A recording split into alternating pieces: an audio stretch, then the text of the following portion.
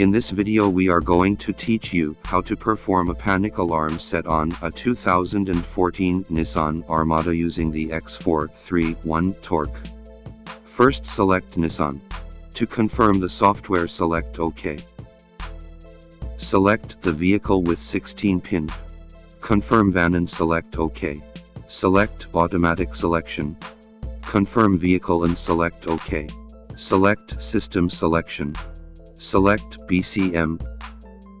System info select OK. Select special function. System info select OK. Select back. System info select OK. Once completed, select the back button. And that's how to perform a panic alarm set on a 2014 Nissan Armada.